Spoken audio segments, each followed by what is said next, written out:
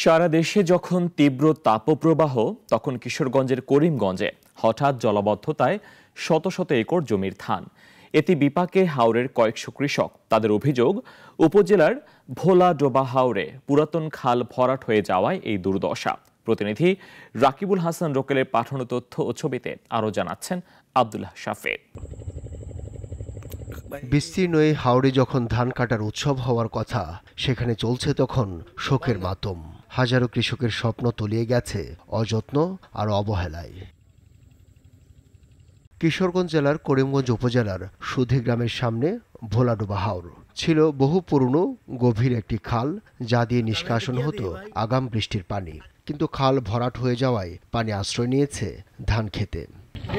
ভাই কত কষ্ট করে আমরা এই জমিটা লাগাইছিলাম ভাই, একটা জমি গেছে মায়ের ভাই। আমরা ছোটবেলা দেখেছি হাজার হাজার মন নৌকা ধান নিয়ে বাড়ি থেকে উঠছে এই কালটা। কাল কনন নাই, ও পানি নদীতে নামে না, তলিয়ে গেছে। একটা কাল আছে, এই কাল এরা বরট করে ক্ষেত বানাইছে। কারো তলিয়েছে পুরো জমি, কারো বা অর্ধেক। পানির কারণে অনেকে পাকা ধানও কাটতে পারছেন না, ফলে জমির ফসল নষ্ট হচ্ছে জমিতেই। 5 একর জমি পানির তলে। বর্তমানে আমার 2 কানি ক্ষেত আছে। মেশিনও কাটে না, লেবারও পাই না, আমরা আরো 2-10 বৃদ্ধি পাই তার বেশি। অনেক কৃষক জমি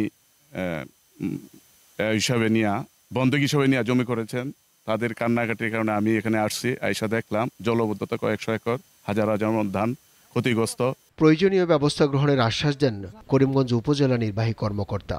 আপনাদের মাধ্যমে আমি জানতে পারলাম, তো এখন যেহেতু আমি জানতে পেরেছি, কাজে আমরা একটা তদন্ত কমিটি গঠন করে এই বিষয়টি তদন্ত করে তারপর বিধি মোতাবেক যে ব্যবস্থা গ্রহণ করা প্রয়োজন সেটি আমরা অবশ্যই গ্রহণ করব। গত কয়েক বছর ধরে এই হাওরে আগাম বন্যা ও অতিবৃষ্টির কারণে ক্ষতির মুখে পড়ছেন হাজারো কৃষক। কেন বিষয়টি উপজেলা প্রশাসন অবগত নয়, তা নিয়েও প্রশ্ন সচেতন মহলে।